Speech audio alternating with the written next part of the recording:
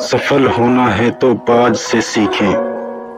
باز جو پکشیوں کا بادشاہ ہوتا ہے، جسے لوگ ایگل کہتے ہیں۔ باز کے پاس بہت طاقت ہوتی ہے اور باز کا ایک الگ رتبہ ہے۔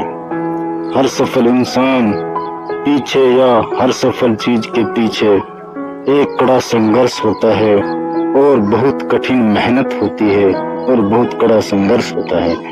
باز کی کہانی بھی ایسی ہی ہوتی ہے، بڑے کٹھن سنگھرش سے بھری باز کی زندگی۔ باز کے سنگھرش سے انسان بہت کچھ سیکھ سکتا ہے، جس سے آپ سفل ہو سکتے ہیں اور اپنے گول کو اچیو کر سکتے ہیں۔ جب باز ایک چھوٹا بچہ ہوتا ہے، تب سے ہی اس کا کٹھن سنگھرش شروع ہو جاتا ہے۔ جیسے دوسرے پکشیوں کی ماں بچوں کو چوجے کا کھانا لا کر اس کے منہ میں ڈال کر کھلاتی ہے، اس طرح باز کے بچے کو کھانا نہیں ملتا ہے۔ باز کے بچے کی ماں کھانے کو گھونسلے سے دور ڈالتی ہے، تب باز کے بچے کو کھانے کے لیے باہر نکلنا پڑتا ہے۔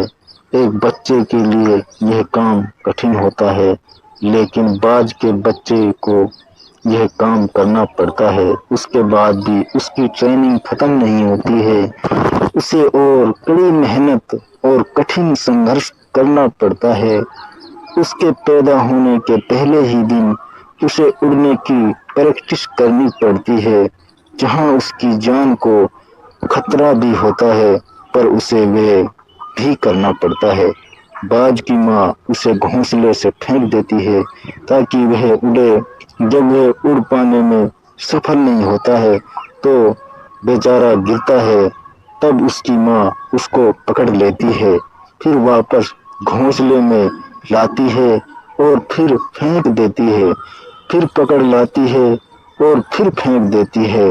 یہ کہانی تب تک چلتی رہتی ہے جب تک وہ اڑنا نہیں سیکھ جاتا۔ ایسے ہی باز آسمان میں اڑتا ہے۔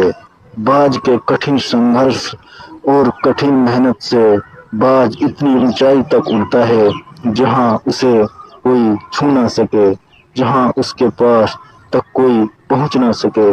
تب جا کر باز دوسرے پکشیوں سے بڑا کہلاتا ہے اور پکشیوں کا راجا کہلاتا ہے، اور اس کا کٹھن سنگھرش یہیں تک نہیں رکتا۔ باز کی کٹھنائیوں کا پھر سے شروع ہو جاتی ہیں اور 40 سال کی ایج میں باز کی چونچ نرم ہو جاتی ہے، جس سے وہ اس طرح حملہ نہیں کر سکتا جیسے وہ پہلے کیا کرتا تھا۔ باز کی پریں موٹی ہو جاتی ہیں اور وہ اس کی چھاتی پر چپکنے لگتی ہیں، جس سے وہ اس طرح اڑ بھی نہیں سکتا جیسے کہ گزرے ہوئے دنوں میں اڑا کرتا تھا، اور اس کے ناخن بھی موٹے ہو جاتے ہیں۔ اس وجہ سے وہ اپنے شکار کو پکڑ نہیں سکتا۔ یہ دور باز کی زندگی کا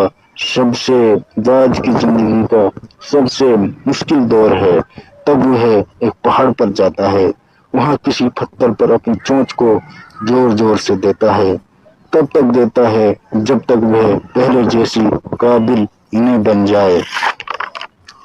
پھر وہ اپنے پیروں کے ناخنوں کو پتھر پر گھسیٹتا ہے، تب تک گھسیٹتا رہتا ہے جب تک وہ پہلے جیسے قابل نہ ہو جائے۔ پھر وہ اپنی چونچ سے اپنی پروں کو اکھاڑتا ہے۔ سب سے کٹھن کام یہی ہوتا ہے، پر یہ کام بھی باز کو کرنا پڑتا ہے، جس سے وہ مرنے تک کی کگار پر پہنچ جاتا ہے۔ پھر ایک سمے آتا ہے، باز کا جوان پنچھی کی طرح ہو جاتا ہے۔ باز کے پاس پھر ایک اور طاقت آتی ہے، پھر باز 40 سال تک اور زندہ رہتا ہے۔ اسی وجہ سے باز اپنی زندگی کے پورے 80 سال جیتا ہے۔ باز کا یہی کڑا سنگھرش انہیں پنچھیوں کا راجا کا درجہ دیتا ہے۔